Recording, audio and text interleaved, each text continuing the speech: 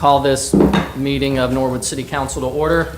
Please rise for the moment of reflection and Pledge of Allegiance.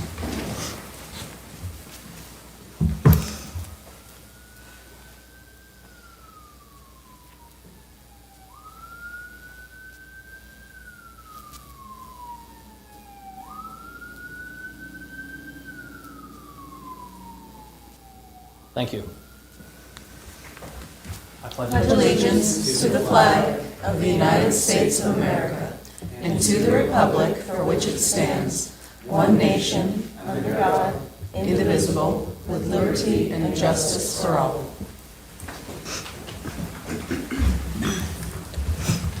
Call the roll, please.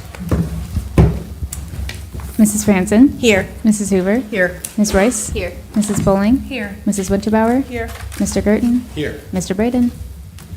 We have 6 members present this evening. Moving on to amendments of the agenda, we have 2. The first is to add a letter from Mr. Powers regarding executive session, and the second is to add a finance committee report. Mr. Garten. Make a motion to amend the agenda as stated. Motion by Mr. Garten to amend the agenda as stated. Mrs. Franzen. I second. Seconded by Mrs. Franzen. Any discussion? Call the roll, please. Mrs. Franzen? Yes. Mrs. Hoover? Yes. Ms. Royce? Yes. Mrs. Bowling? Yes. Mrs. Winterbauer? Yes. Mr. Girton? Yes. All members present voting yes, the motion carries. Moving on to minutes of previous meetings. We do have 4 sets of minutes that were distributed via email. Those were for August 27th, September 10th, September 24th, and October the 8th. Mrs. Winterbauer. Make a motion to receive all minutes as written. Motion by Mrs. Winterbauer to accept or approve the minutes as if read. Mrs. Bowling. I'll second. Seconded by Mrs. Bowling. Any discussion? Call the roll, please. Mrs. Franzen? Yes. Mrs. Hoover? Yes. Ms. Royce? Yes. Mrs. Bowling? Yes. Mrs. Winterbauer? Yes. Mr. Girton? Yes. All members present voting yes, the motion carries. Moving on to special presentations, we do have 2 this evening. The first is Lachey Roach regarding senior program, senior program officer with LISC, Greater Cincinnati, regarding home repair programs.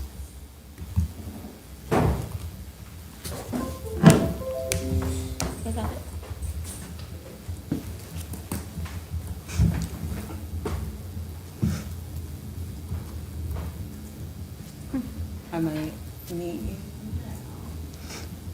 All right. We're not very tech savvy here.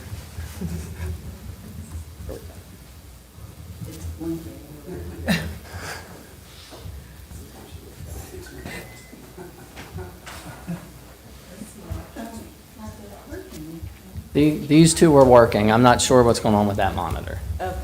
I just need to click then on the right presentation and can't see all the way up there. If you want to come up here and let me know which one. Like my glasses in the car. All right, so I know.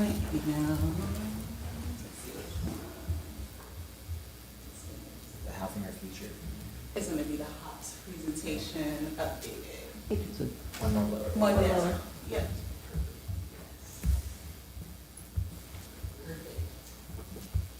I also have it on my phone, so if it's more convenient for me to stand over there, I certainly can.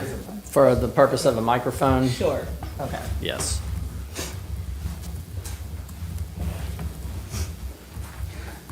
All right, so thank you for having me today. Again, my name is Lachey Roach, and I serve as Senior Program Officer with LISC Greater Cincinnati. The formal name, though, is Local Initiative Support Corporation. So we can go to the next slide. So a little bit of information about LISC. We are what's called a community development financial institution. We take public, private, and philanthropic dollars to reinvest into communities We have 38 local offices across the country serving 2,200 counties throughout the United States. Luckily, we have one here in Greater Cincinnati, thus being LISC Greater Cincinnati. We can go forward. So today I am presenting on our suite of home repair programs, which would currently serve residents of the city of Norwood. So I'll give a little bit of background of why these programs exist and then get into, the details that you all want to hear. So we are titling this program our Home Ownership Preservation Strategy, affectionately known as HOPS. And LISC Greater Cincinnati launched this comprehensive program to provide underserved communities with tools to maintain homes, preserve ownership, and build generational wealth that includes 3 key components. 1 being the home repair programs, 2, advocacy and outreach, and 3, an heirs property initiative. I can go next. These repairs matter because we are repairing and maintaining a home so that is, in general, the best way to preserve and grow your home's economic value. This leads to increased pathways for generational wealth, preserving the region's housing stock, greater access to capital through a higher valued home, less levels of lead for children who might visit the home, and safer homes, particularly for our seniors aging in place. I'll focus specifically, going forward to the next slide, on some general Hamilton County statistics of why these repairs will be so beneficial. So first of all, 23% of our housing stock is owner occupied here in Hamilton County, and those homes were built before 1939. The median age of a home in Hamilton County was built in the year of 1961. Next slide. And there are City of Cincinnati stats there too, but for the sake of Norwood, I'll spare you. With that, 203,145 units or homes in Hamilton County are homeowner occupied, meaning 59% of the homes here in the county. Of those, 29,392 are Black or African American households, being 14.5% of the homes here in Hamilton County. Next slide.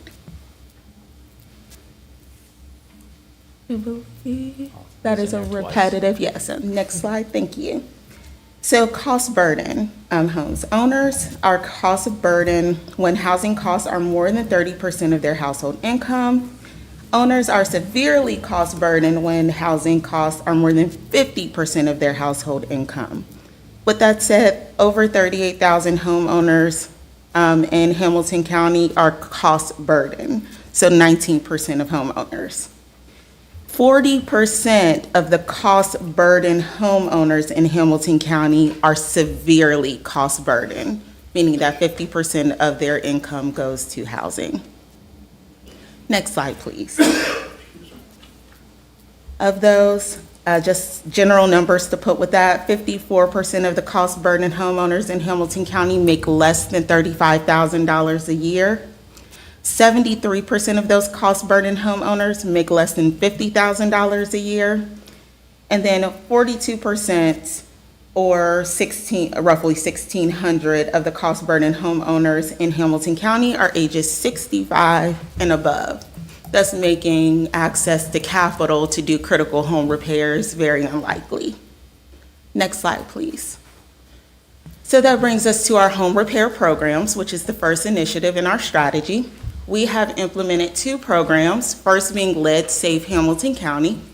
This program was launched on May 16th of this year, and it takes $5.3 million from ARPA funds administered by the state of Ohio to Hamilton County to provide free home repairs, particularly those that are relative to lead. So we call, for the sake of that, Lead Safe Hamilton County. So all applicants who are eligible for this program, again, the money's free, I'll get into how that process works with our partners.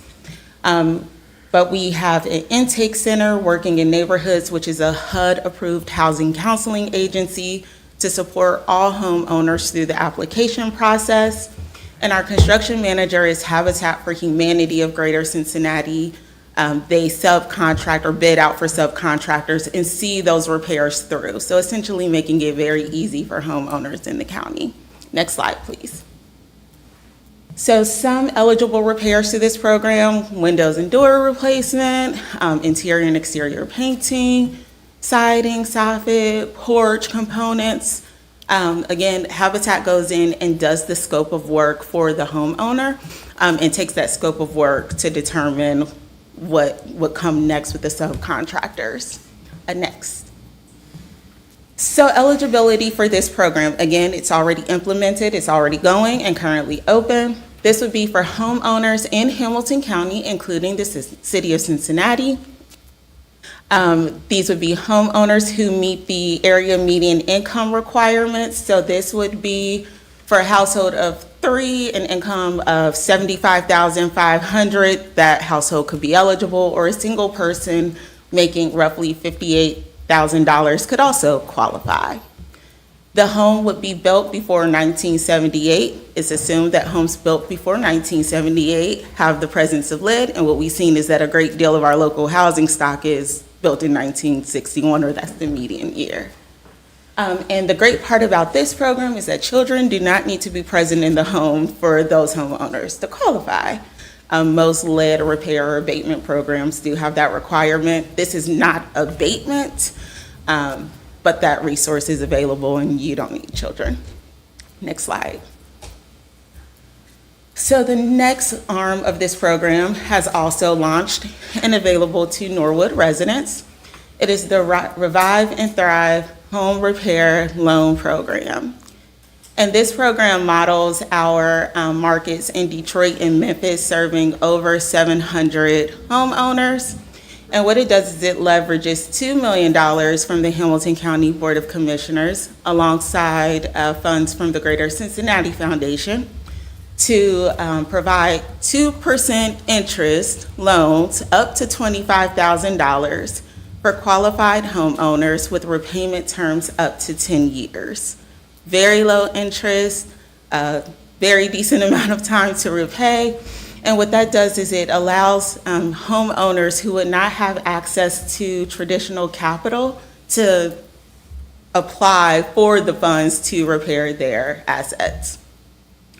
This program, again, $5,000 to $25,000, depending on eligibility to repay.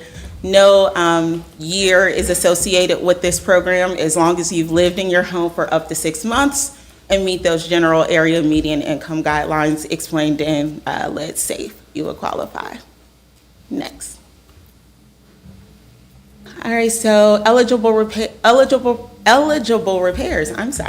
prioritized in 3 ways. One being health and safety, so any hazardous material identified by our construction manager would be first. Next, existing code violations, and then third would be general improvements that are non-cosmetic. Energy efficiency, plumbing, roofing, those sorts of repairs would qualify.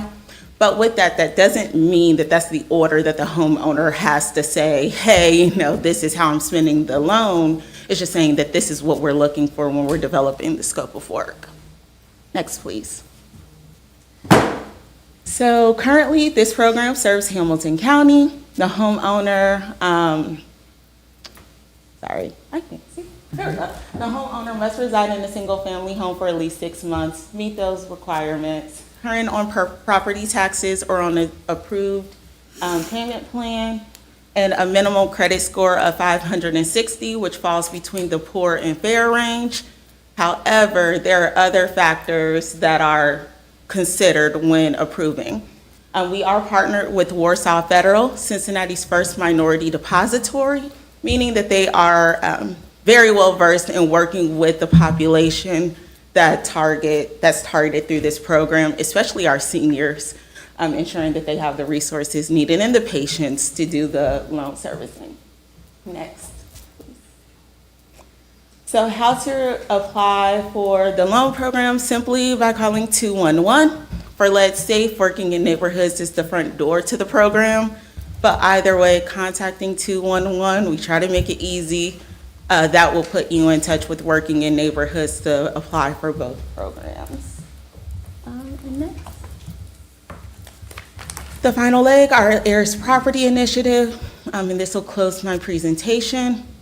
But now that you've repaired, our homeowners have repaired their asset, we want them to keep it and pass it down.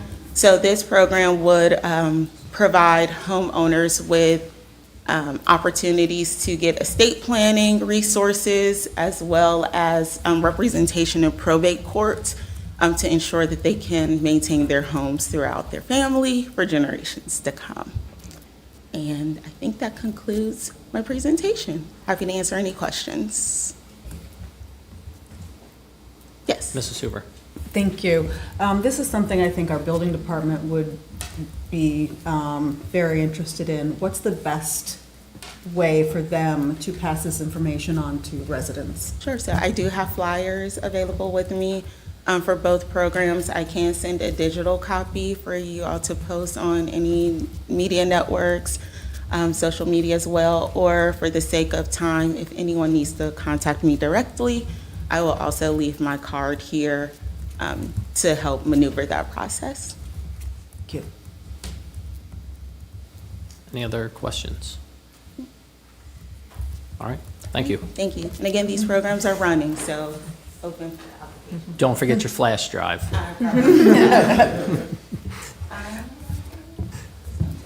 Hopefully this doesn't break anything. There we go.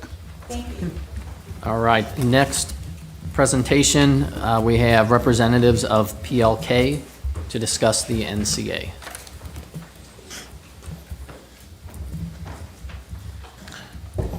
Thank you. My name is Andrew Spohr. I'm an attorney with Keating, Youthing, and Camp in Cincinnati, and we represent PLK in connection with the Factory 52 project, and also specifically in connection with the new community authority documentation that was submitted about 2 weeks ago. First, just wanted to say thank you to the council members and staff for giving us the time to make this presentation. This presentation is primarily here to assist the council with answering any questions that you might have concerning this process. It's a little bit new to this part of Ohio, though it's more commonly utilized in and around the Columbus area. This will be, to my knowledge, the third or fourth NCA in Hamilton County, so it's not the first, but it is fairly new, so I wanted to make sure we provided the opportunity to answer any questions to the council that the council might have concerning it. I'll give a brief overview of it. You probably already know from last week, but essentially the Factory 52 Community Authority was contemplated in the original development agreement for the Factory 52 development. And the primary purpose of the Factory 52 Community Authority is to help pay for two things in connection with the project, primarily with respect to activation and programming of the site for public events in and around Factory 52 to essentially make the facility come to life. Very similar to how similar programming is used down at the banks in Cincinnati. That's sort of the model for this. The secondary purpose of the NCA would be to help provide for some of the cost of the public infrastructure that's around there. As you know, there are no publicly dedicated streets at Factory 52.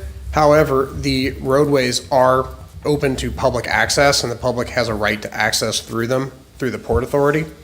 And the maintenance of that does fall on the Factory 52 association, owners association, as well as the NCA would be available for that purpose per the original development agreement in contemplation with the port. The community authority itself essentially will consist of a board of approximately 7 members, the majority of which are city appointees, and then the other 3 are developer appointees.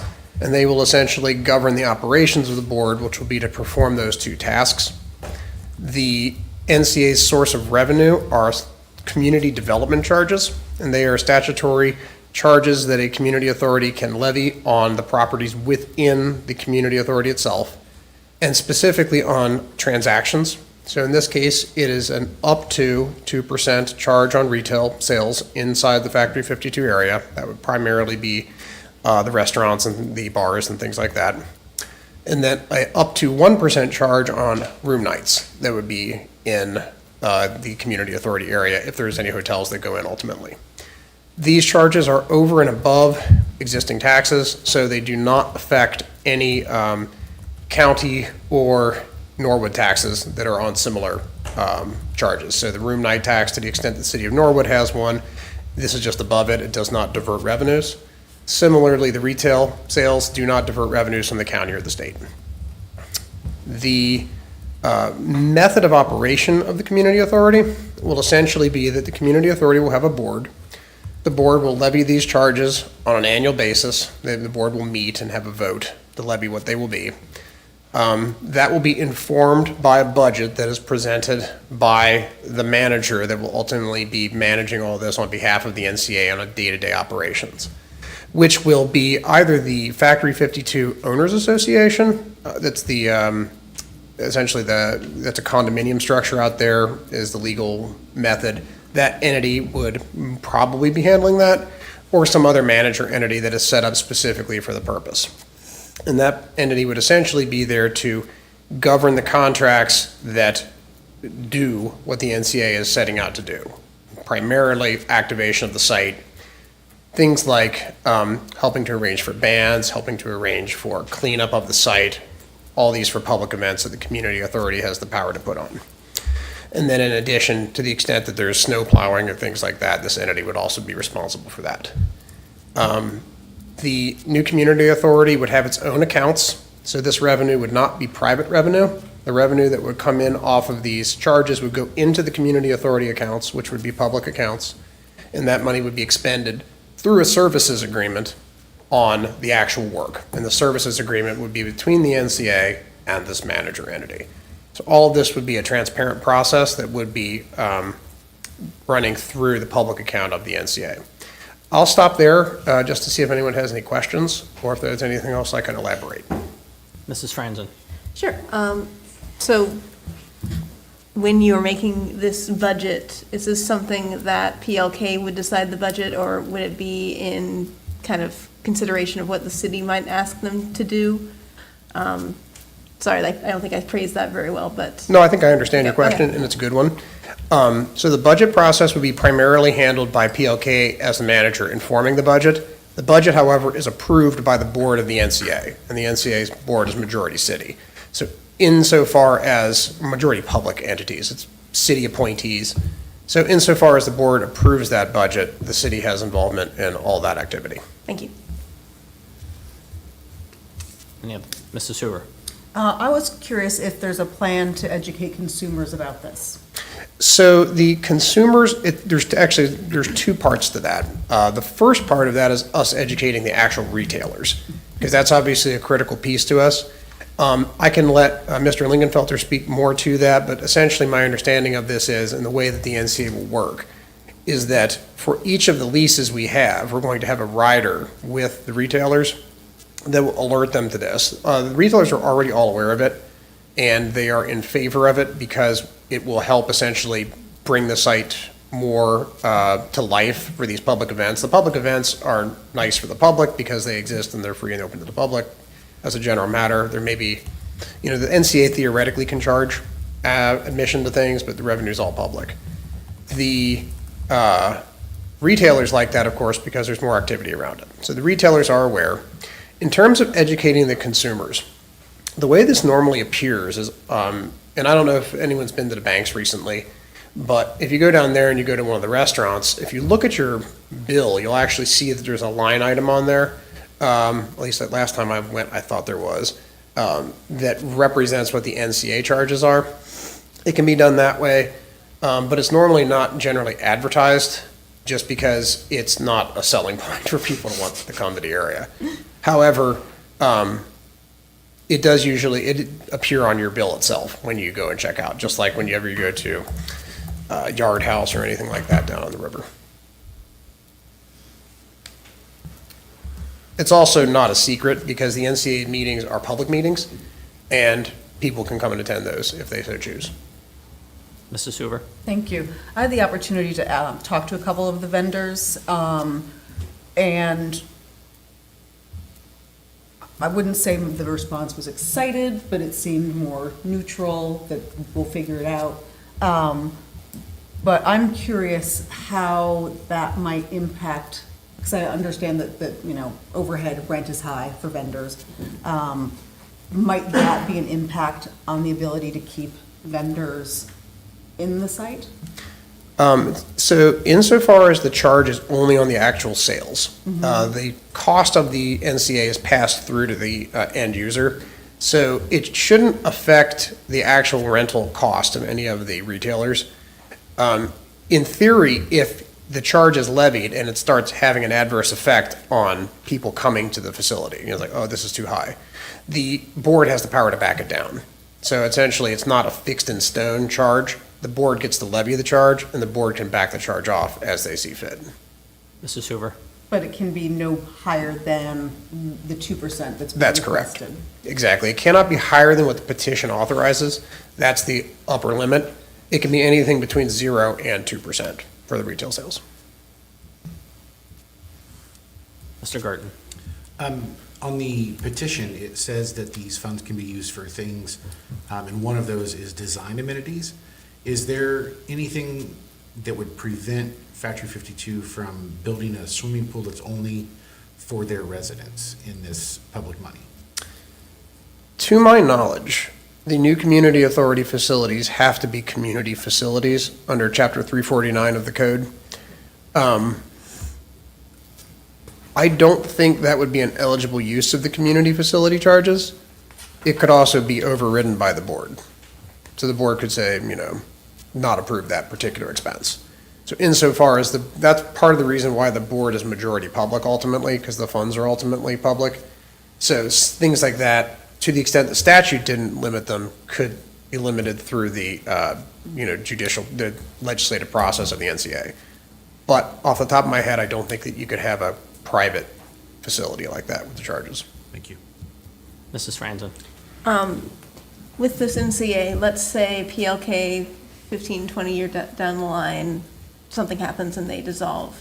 What then happens to the NCA at that point? Excuse me. So the NCA would continue. It exists as a body, corporate and politic, under the revised code. The developer board members would have to be replaced. In theory, that would be done pursuant to a vote of the remaining members of the board. So the alternative is that the board could dissolve the NCA if it shows that it was no longer useful at that time. Mrs. Franzen? If that would happen, what would happen to those remaining funds within the NCA? Would they be dispersed to the city, or would they just continue to be used until the budget was gone? I'd have to look at the statute. My recollection, and this is an imperfect recollection, is that upon dissolution, it would revert, the funds would revert to the forming municipality if there is only one, which is the case in this case. However, in all likelihood, given the cash flow nature of the charges, they'll be mostly in and out. They would probably be just used to expend it on the public infrastructure maintenance and then wound down. Thank you. Thanks, Pat. Mrs. Hoover? So I've got a bunch of questions. This is sort of to jump off of what Mr. Girton asked. Instead of a public pool, if it's a private, a private pool, if it's a private event, we're doing a holiday event and you have to buy a $5 ticket. Might the funds be used for something like that? Or again, same thing, it would go through the board process and they would be the determiner of that? So the board will not be involved in every single decision because the budget will come in and then it'll give some latitude to the manager. In theory, the board could demand a special meeting if they really didn't like something and try and do something about it in that way. Insofar as charging admission, I don't think there's any prohibition on the community authority charging admission for events, but the money cannot inure to the private benefit. So for example, it would be sort of like a public event that has an admission charge, all the revenue would go to the public body, and then the public body would use it for its purposes. So it would have to go through all the public accounts. None of that money could go, it would have to go into the public accounts first before it could be dispensed in anywhere else. Mrs. Franzen? So essentially, if there was a band playing, there was a $5 charge. It could not go to the band. It would just go to the NCA at that point. Yeah, the band could be paid. Oh, yeah. And there could be a contract with them that says they'll get, a piece of the revenue, but the money could not go to them directly. It all has to flow Pass through. through the fund, and then it would go out from there. Awesome. That's what I thought. Cool. Thank you. Mrs. Bowling? Where is funding currently coming from for these public events? So all the funding on the site right now is being privately funded by PLK. Okay. To elaborate a little bit on that, that is kind of according to plan. Under the development agreement, the idea was we would form this NCA for the purpose of defraying those costs. We decided to put that off until after we had gotten through all the bonding and all the completion of the public infrastructure improvements, rather than jam it all in at that time.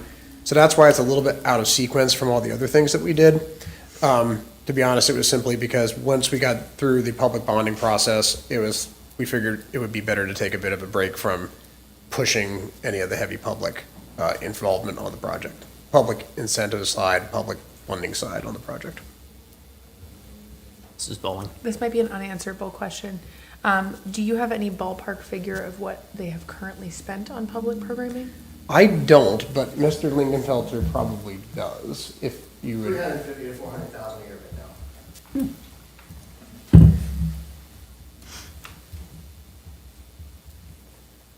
Mrs. Bowling? We talked about a hotel fee. Is there currently a plan to build a hotel? So there was a plan in one of the prior iterations. I'll have to defer to Mr. Lingenfelter on that status. Our Phase 2 PD has a hotel in it. We have not finalized all the details here yet. So obviously, it'll be an operating partner. They'll be subject to their financing and everything else, but the intent is to have a hotel eventually in the next phase. Beautiful. Mrs. Bowling? One more, and then I swear I'm done. This might also be for you. Well, I swear I'm done for now. I'm sure I'll think of more. What is the rough total footprint of both spaces right now? So you're talking about both properties together, roughly 30 acres. Thank you. Mrs. Franzen? Sorry, I don't know who would answer this. Regardless of if there was a hotel or not, would that hotel fee be, would Airbnb also be subject to that hotel fee? If someone did that in the property, which I don't know if it's allowed or not, actually. It'd be under HOA right now, so I don't know how they would allow that, but that's probably not allowed. It would also depend, I believe, in part on whether the city's transient occupancy tax applies to Airbnb. I honestly don't have a great answer for you. I just recall that this issue came up in the city of Cincinnati, and they were attempting to tax it, but it wasn't as easy. So the answer would be that to the extent that it's otherwise subject to transient occupancy tax, it would be subject Thank you. to this one. Mrs. Hoover, you had your hand up I earlier. do. I got a couple questions from the audience. One is, what evidence do you have that you can't pay for this yourselves? It's primarily that it's unsustainable to keep it up at this rate. The idea was originally to have the NCA, and this actually brings up a general question of, taxation and how it functions, and there's a whole lot of different layers on that, and I don't want to delve into it too much. But to get a little philosophical, the general concept here is that the NCA charges are primarily consumption-based taxes. So in other words, they are taxes that are generated by people that are using something in this area, as opposed to more passive taxes like real property taxes or income taxes, where you are taxed because you exist, essentially, within a geographic confine. In this case, you're not taxed unless you consume something. And in theory, the things that you are consuming in this case are more entertainment related in the sense that they're retail or they're hotel based. And so the idea is that because of the level of economic activity in Factory 52, it will be able to sustain an additional level of public activation of these sites, like these bands and things like that. But for the NCA, the developer would not continue to do those things on the scale that they're doing them right now, essentially. So Something might continue to exist, but it would be a scaled-back version. This essentially, the idea is that, well, people are going to be there, hopefully enjoying themselves. These events will help them to enjoy themselves more.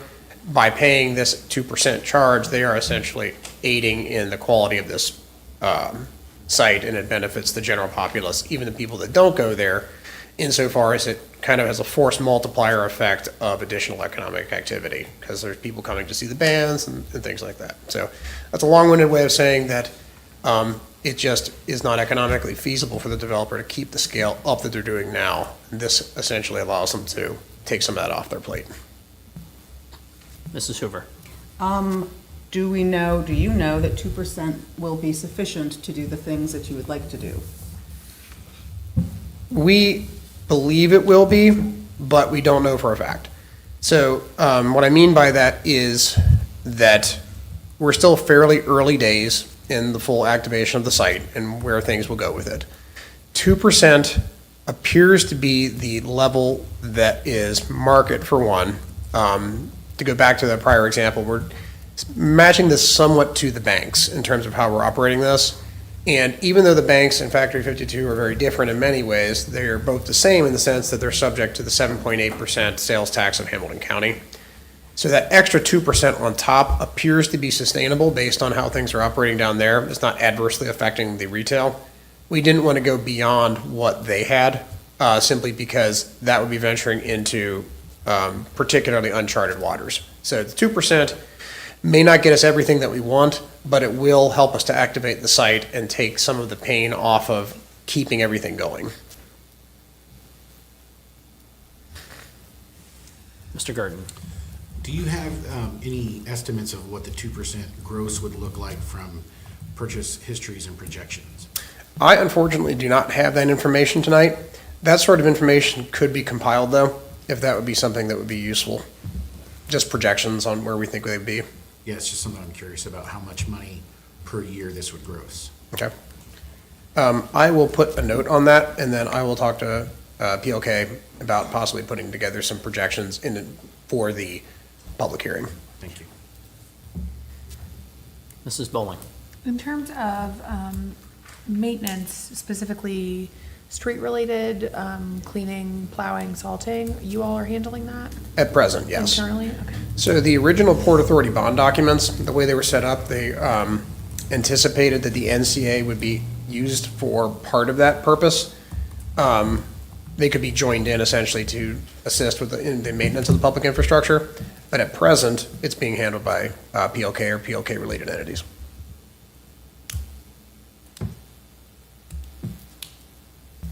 Any other questions?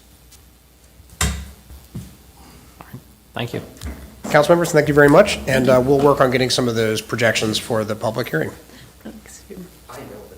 Oh, Nick? Oh, well. That was quick. Our current projections based on sales today, it'll bring in about $20,000 a month. Our net expenses are running $42,000 to $45,000 a month. Sorry, too fast. Say that again, my dear. So our net income, if you use on like the last couple months average, would bring in about $20,000 to $25,000 a month. We're averaging north of $40,000 a month. So to give you an idea, like if a band was there, bar outside might make $1,500 to $2,000, but it also costs a little over $1,500 to put it on. Mm-hmm. You might make $20 to $30 in taxes. It's the taxes over the term that pay for it. So it's going to ebb and flow. So what we would have is some type of budget that says, bands for the summer here, whatever they are. So everybody's going to know what that number is. It's not going back to us. It's just what it's helping do is subsidize the costs, because there's really, until it's fully built out, there's really no way to cover it, but we can't keep at the rate we're going without something in place. Thank you. All right, moving on to requests to address council. We do have two this evening. The first is Bishop Sonny James. First and foremost, I'm excited for a lot of different reasons to see our community come together and just begin to celebrate different things in each other. I want the residents and all of you to know that this Sunday we have our second annual commemorative march celebrating the legacy, the life and the legacy of Reverend Fred Shuttlesworth. I want all of you to understand how critical it is that we come out and we support in mass numbers. I was just recently at a meeting earlier, and one of the pastors said, "Bishop, you guys did a great job last year," and I heard it was great. It was over. All the media outlets covered it. But one thing that was missing was Norwood. We just can't believe that every resident in Norwood is busy on the day that we choose to celebrate. And I want you to know that I looked at that brother and I said, well, why don't you hide and watch? I believe that we are ready to show up and show out, and to show not just Norwoodians, not just Cincinnati, but the world, that Norwood's come a long way. And we take great pride in the successes that we've accomplished, many of which have not come without challenges, but nonetheless, we've accomplished a lot. And this Sunday at 2:45 p.m., we're gathering on Sherman Avenue. I also want to thank the City of Norwood and our Safety Service Director and their staff for coming together and putting all the minds together. And I was so elated when I opened the mail and that permit was there. But guys, what I want to do is I really want to put to rest any unsettling thoughts about how awesome we are as a people and as a community. So whether you're an attorney, whether you're a developer, whether you're in the ministry, or whether you're just a resident, grandma, come on out and let's show the world this Sunday at 2:45 p.m. We're going to replicate what the marches looked like back in the day, but our whole focus is not just, this isn't an anti-anything march. This is a parade of celebration that we can walk hand in hand, side by side, and show the world what Reverend Fred Shuttlesworth and Dr. Martin Luther King and Moss and Abernathy and Andrew Young and some of those fellows, what their vision really would have looked like. So I'm encouraging. I know that Norwood Strong has yet to post things about our events, but I believe we're ready for a breakthrough. So to all of the administrators that handle all of the social media, I want you to post at 2:45 p.m. Come and join Bishop James, and I want to announce to you, city folk, we're already getting a bunch of dignitaries RSVPing. And here's the thing, we're welcoming them in. But I don't want anybody to outshine us. We're Norwood. Let's show up and show out. Please come and join us. At 2:45 p.m., you can caravan by car. I'm praying that our fire chief will give us a truck. Our police officers will be out to make sure that the dignitaries are safe and feel comfortable like they did last year. But please, Norwood, I'm asking you, clear your schedules. See the first half of the Bengals. You can read the rest on ESPN. God bless each and every one of you. 2:45 p.m. starting by the Norwood Middle School. God bless you all, and let's celebrate our success. God bless you. Thank you. Our next request to address council is Wayne Allen Stanton III.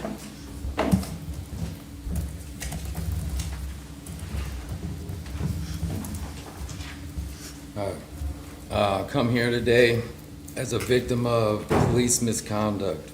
I come before you to share my story of being wrongfully pulled over. I have been silenced, but I want you to hear my voice. I deserve justice and accountability. The officer's actions, Officer Williams pulled me over on October 13th of 2023 for speeding and no turn signal. He escalated the stop to a canine search without probable cause or reasonable articulable suspicion, which is fact, citing me that I was smoking a cigarette and I looked nervous, and he had a gut feeling for the reason for calling the canine. Williams also escalated the situation without justification, leading to a search without consent or probable cause. Officer Williams called the canine sniff while having weed in his patrol car, not in an evidence bag. It was just laying in his floorboard, just like a Ziploc baggie, not like my stuff. It was in evidence baggies, so it looked like his own personal stash.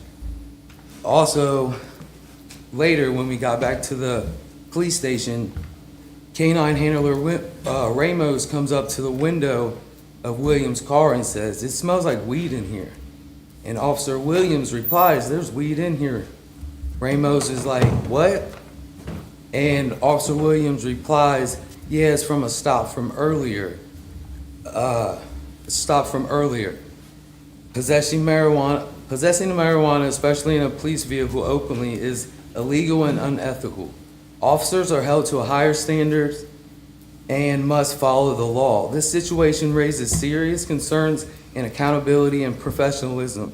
All of the officers were subpoenaed to court twice for my motion to suppress, and none of the officers showed up for court. The judge dismissed the charges due to lack of prosecution. The chief claims that the two of the officers were on vacation, and one never was subpoenaed. Officer Williams' schedule shows he was on vacation, but furthermore, that's his dereliction of duty to notify the court that he wasn't going to be there.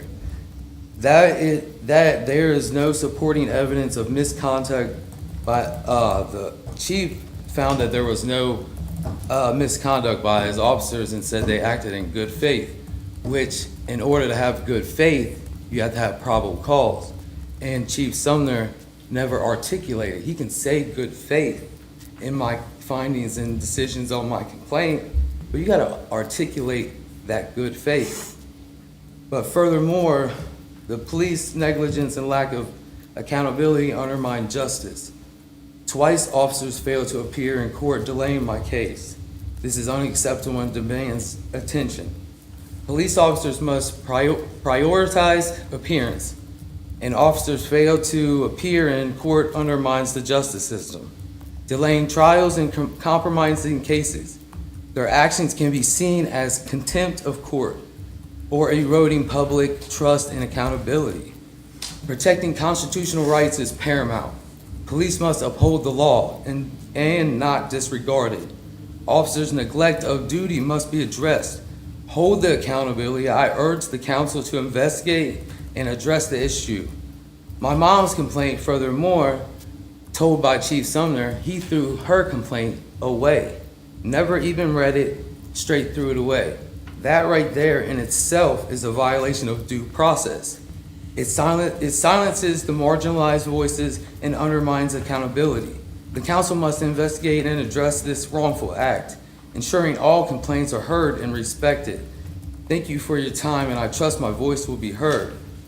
Furthermore, I will also like to say, since I got 40 seconds, I am appalled at the assistant law director and that he made his decision without a thorough investigation, just rubber stamping Chief Sumner's findings and decisions. He never did an investigation. And furthermore, he threatened to open this case back up and charge me again. I am opening them doors, and I want it to be brought back up because I want this case to be heard in court, if not by you guys. I just want some accountability, reform, transparency, and maybe a little recourse.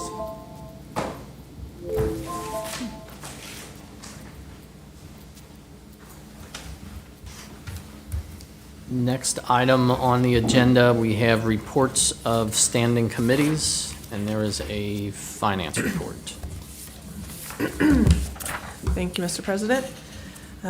Today, October 22nd, the Finance, Budget, Audit, and Claims Committee met to the Honorable Council of the City of Norwood, Ohio. We, your Committee of Finance, Budget, Audit, and Claims, to whom was referred. We reviewed the City of Norwood audit, the auditor's website, end-of-month reports, Ohio Energy Special Improvement District audit, the Ohio checkbook, Norwood Board of Health audit, policy and procedure for approving debt lease agreements, current appropriations, purchase order change form, and claims. I beg leave to submit the following report. All audits were reviewed.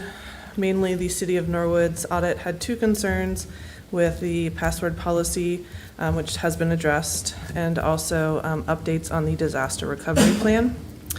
The auditor's website has posted late audits from back to 2000, thank you, and the current audit, all uploaded to the website. OhioCheckbook.gov will be active soon. The auditor's office is working on that hard. And then the committee is currently working on an ordinance for approving debt and lease agreements. We also reviewed the purchase order change form for approval. And we also had two claims brought to the Finance Committee, which we denied both. Respectfully submitted, myself, Ms. Winterbauer, Mr. Jeff Geerton, and Mrs. Emily Franzen. Thank you. Is there a motion to accept the committee report? Ms. Royce, I move we accept the committee report. is there a second? Mrs. Hoover? I'll second. Seconded by Mrs. Hoover. Any discussion? Call the roll, please. Mrs. Franzen? Yes. Mrs. Hoover? Yes. Ms. Royce? Yes. Mrs. Bowling? Yes. Mrs. Winterbauer? Yes. Mr. Gerton? Yes. All members present voting yes, the motion carries. Moving on to third readings of ordinances and resolutions.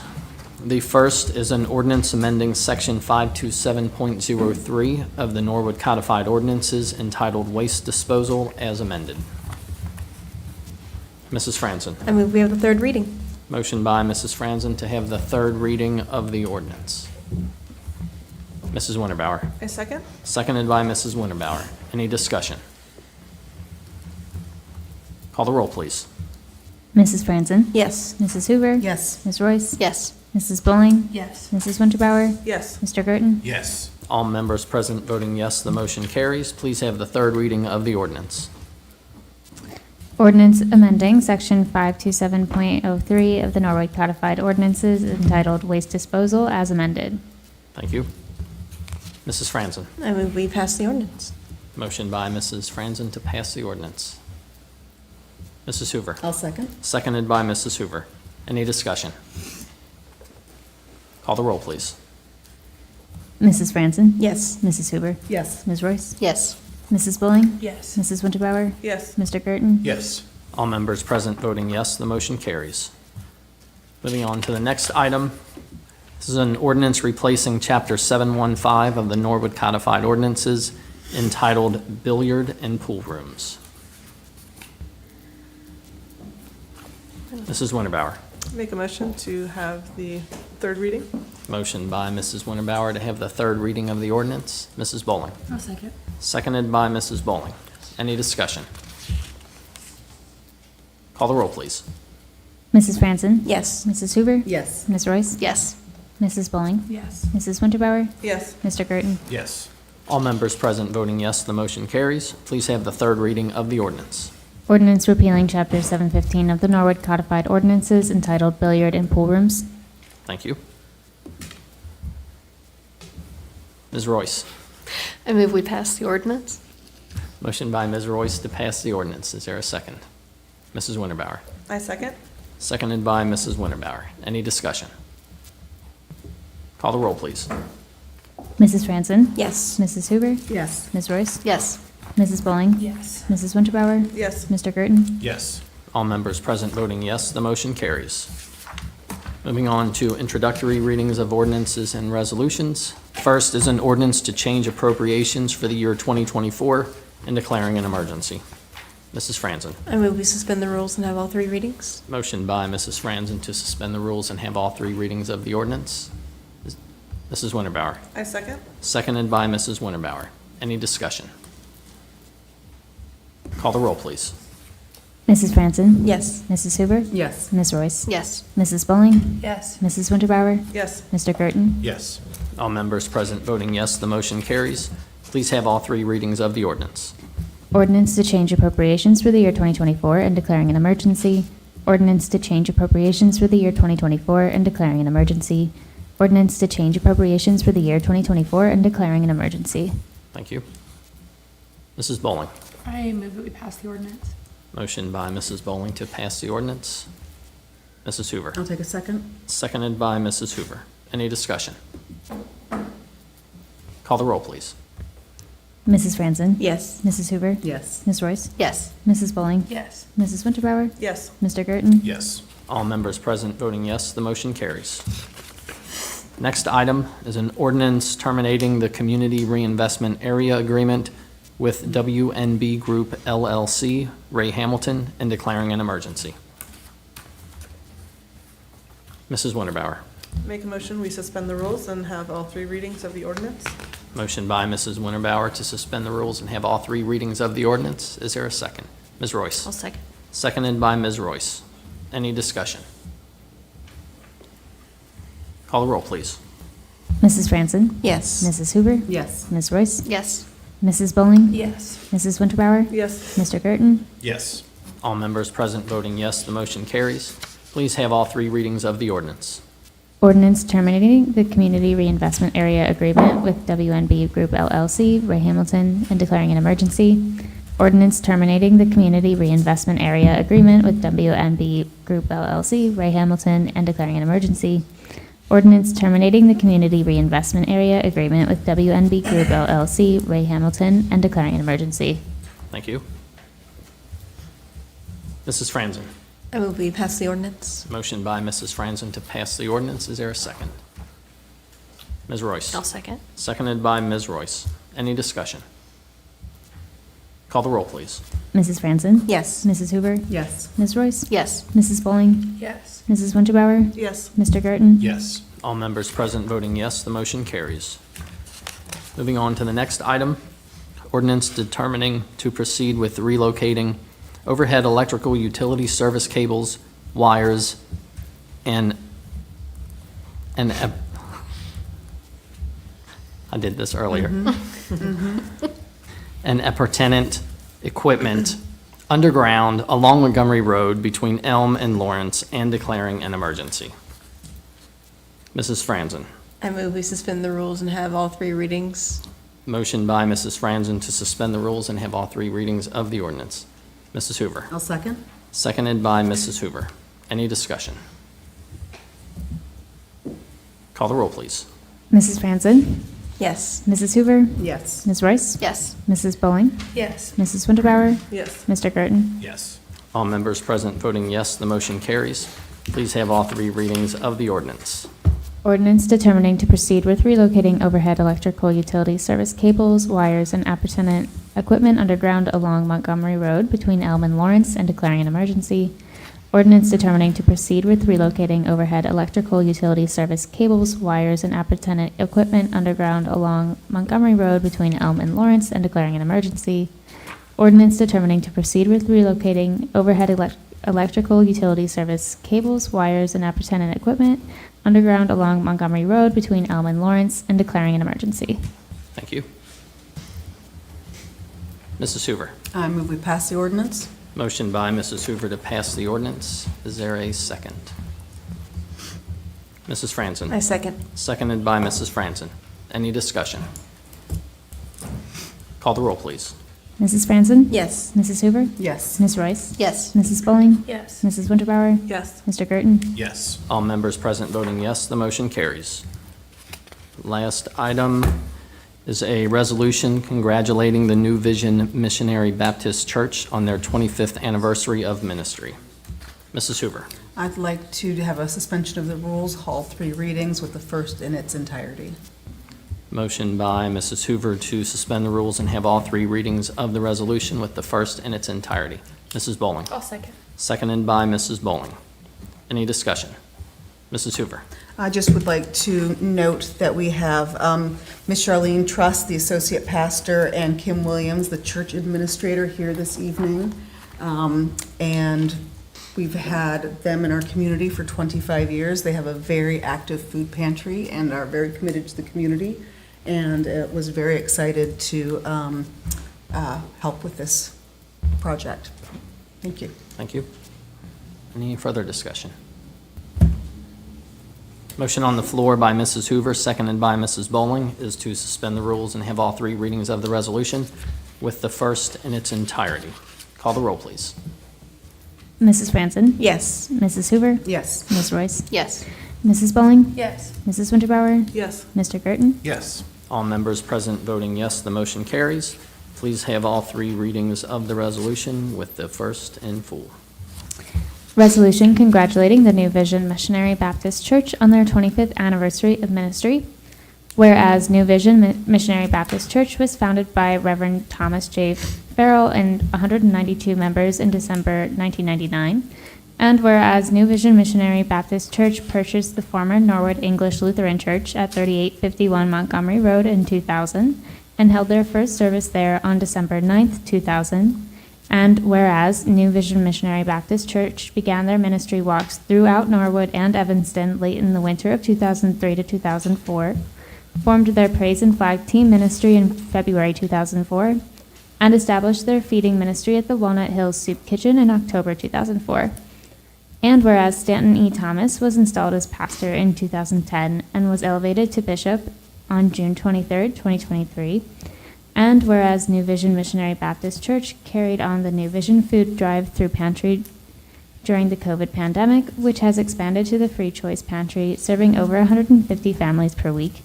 And whereas New Vision Missionary Baptist Church began collaborations with Norwood Helping Norwood, other Norwood churches, and other community resources to increase opportunities to address food insecurities.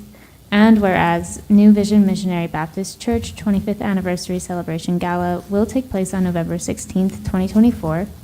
Now therefore be it resolved by the City Council of Norwood, State of Ohio, that Section 1, the City Council congratulates New Vision Missionary Baptist Church on their 25 years of success and thanks them for their service to the people of Norwood.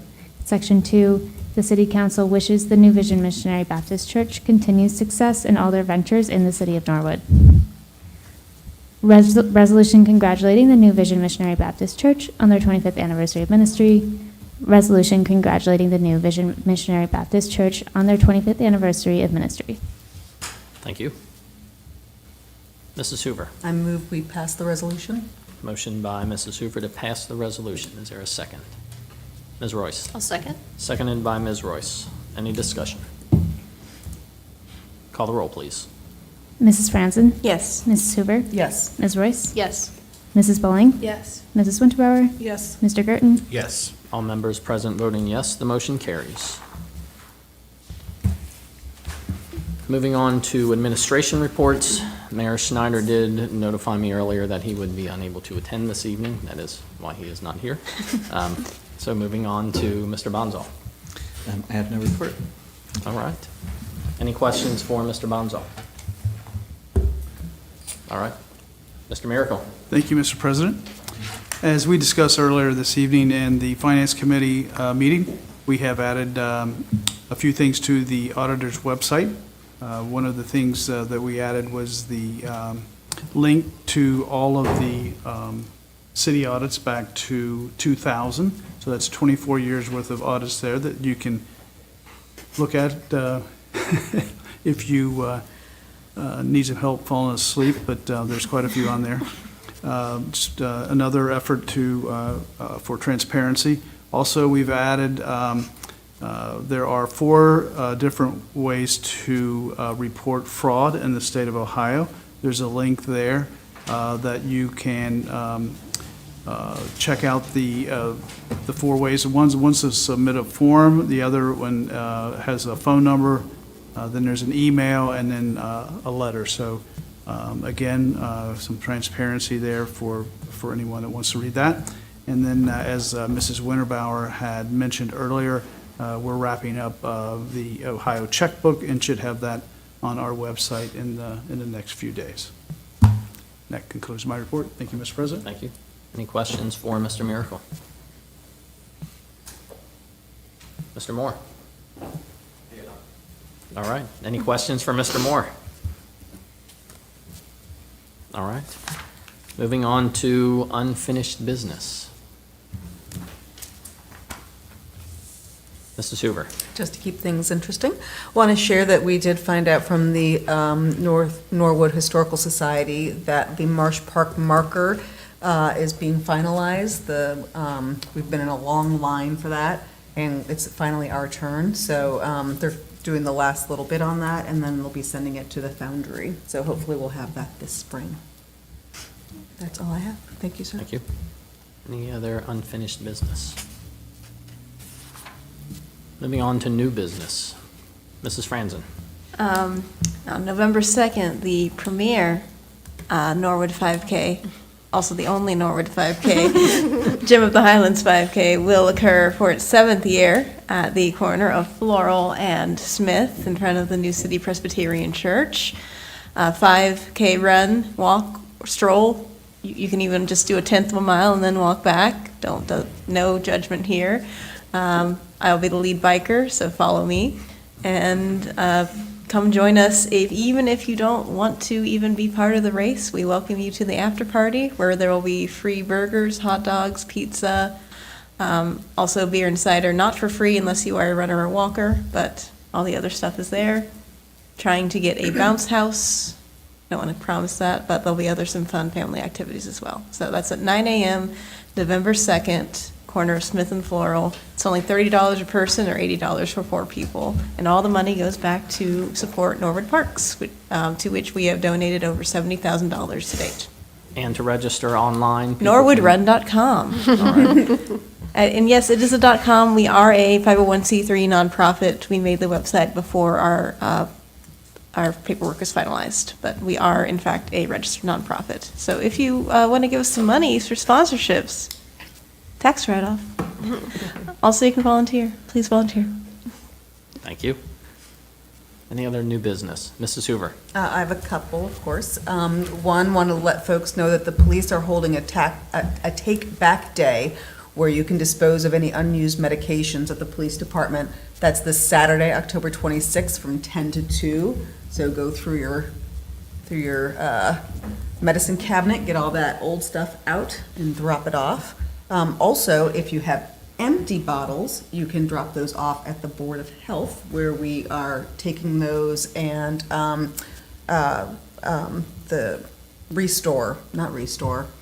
reuse, reduce, reuse, recycle. What are they, Candace? Yeah. The hub, the recycling hub. Recycling Yeah. hub, yeah. The recycling hub takes them, thank you. Fortunately, there's a lot of good options for Yeah. recycling. Then also want to let you know, right here in the heart of Norwood at the former Quality Inn site, there's going to be some March to the Polls this weekend. Commissioner President Alicia Reese is doing some great get out the vote efforts, and they're going to be meeting in Norwood at the old Quality Inn site. Saturday at 10:30 is Women March to the Polls. So grab your girlfriends, your mom, your daughters, and they'll have some music and meet there, and then march over to the polls. Then at 1 p.m. is the stroll to the polls for the Divine Nine gathering. That's the traditionally black sororities. And then on Sunday, October 27th, is Soul to the Polls, which are our faith leaders. Will be coming together at 1 p.m. So put those all in your calendar, and if you see them, give them a little honk and a wave, and if you haven't already, please go vote. That is all I have, sir. Thank you. Thank you. Mrs. Boland? I have 2 things which both kind of piggyback off of Mrs. Hoover. I went and voted today, and the Board of Elections was jam-packed, and everyone did a great job. There were so many people there, but it moved very quickly, so if you have even just 10 minutes, go vote. Early voting is open until November 3rd, I believe, and the hours are all posted online. And then because we talked about the Cincinnati Recycling and Reuse Hub, I visited there recently. If you have not been, it is incredible. And I would like to tell everybody that there is a bike tire and tube amnesty day on November 16th. So if you have bike tires or bike inner tubes to dispose of, it will be free to drop them off from 10 a.m. to 2 p.m. on Saturday, November 16th there. And they are just in Lower Price Hill, right outside of downtown Cincinnati. So a short little drive away. Thank you. To follow the topic of Election Day, I will announce that our next Committee of the Whole meeting, which is scheduled for Election Day, will not be taking place, so we will be sending out that cancellation, but just wanted to give everyone that heads up ahead of time that we will not be meeting on Election Day this year. Mrs. Winterbauer. Thank you, Mr. President. This is just to kind of follow up on the LISC presentation. I'm loving everything that's coming through. Consider myself a lead-safe parent advocate. The resources are coming in, and it's so nice because it's preventative. You don't have to have a child that has high lead levels, which that's kind of how it used to be. People working cooperatively also have some great programs. Do not hesitate to reach out. They will help you along every step of the way. I want to thank Baby Bear. They took some of the people working cooperatively flyers on all that information at the last one. And then they're also going to have a booth at the next Baby Bear. So November 19th, giving out just free information, supplies, things like that. Again, lead toxicity is very preventable, but thankfully the resources are coming through. So if you have any questions, don't hesitate to reach out to any of the resources that are available. Thank you. Mrs. Bowling. I forgot one thing. I mentioned last council meeting that we were going to be having the free costume shop at the Norwood Rec, and that happened, and it was wonderful on Saturday and Sunday last weekend. Over 150 kids came through and got costumes, which was amazing. They are now, and that is just run by a citizen of Norwood who just had a great idea and then got together with some folks and made it happen, which is incredible. And you could do that too. It's totally doable. You could email any of us. We would love to help you. And so James Bishop, who is just a resident over on Indian Mound, wanted to, he just loves Halloween. And if you've gone trick-or-treating on Indian Mound, you know which house is his, because they give out full-size candy bars. Now that I've said that, I hope they really buy a lot of them this year. They are collecting costumes right now to do it again next year, and the goal is to collect even more and to have even more costumes. So when you come run at the Gem in the Highlands race on November 2nd at 9 a.m., you can also drop off your kids' Halloween costumes that they are done with, because Halloween will be over by then. There's also a donation box at the Northwood Cidery. Mrs. Franzen. I also wanted to note that I forgot to say that there is a free kids fun run at 10:30 in addition to the race. We're defining child as less than 12 years old in this case. And it'll just be a fun run up and back. We usually have a mascot from the Reds there to help greet the kids. Thank you. Anything else for new business? All right, then we will move on to communications. The first is a letter from Mayor Schneider regarding mayor's court fines. Dear Mr. President and council members, enclosed, please find the report for Norwood Mayor's Court for the month of September 2024. Should you have any questions, please do not hesitate to contact me. Sincerely, Mayor Victor Schneider. Thank you. Mrs. Winterbauer.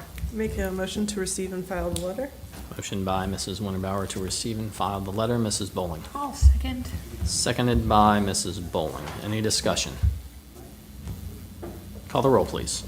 Mrs. Franzen? Yes. Mrs. Hoover? Yes. Mrs. Royce? Yes. Mrs. Bowling? Yes. Mrs. Winterbauer? Yes. Mr. Gerton? Yes.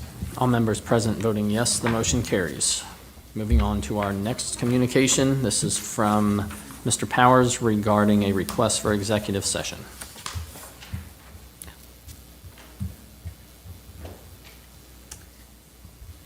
Dear Council President Gears, I request an executive session at the Norwood City Council meeting on October 22nd, 2024, under Ohio Revised Code 121.22 G1 for the purpose of considering the appointment, employment, dismissal, discipline, promotion, demotion, or compensation of a public employee or official, or the investigation of charges or complaints against a public employee. Sincerely, Noah Powers, Safety Service Director.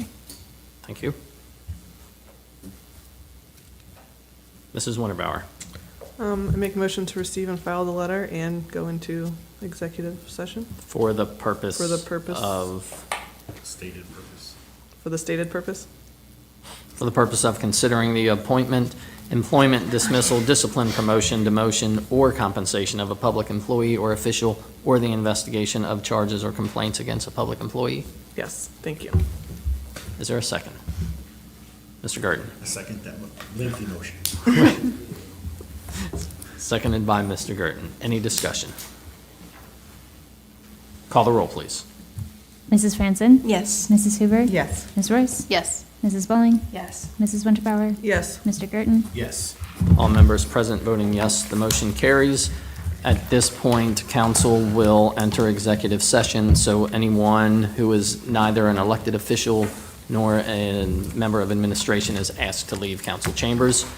When we come back, we will simply be voting on excusing absent members and adjourning.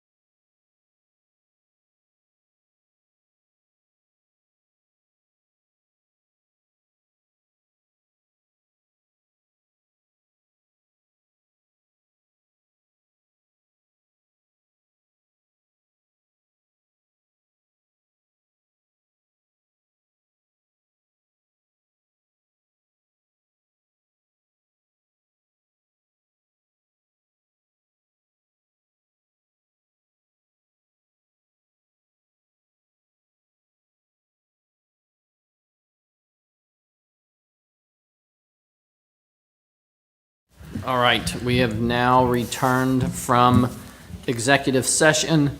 The next item on the agenda is to excuse absent members, and as you all know, Mr. Braden did let us know that he will not be able to attend the meeting this evening.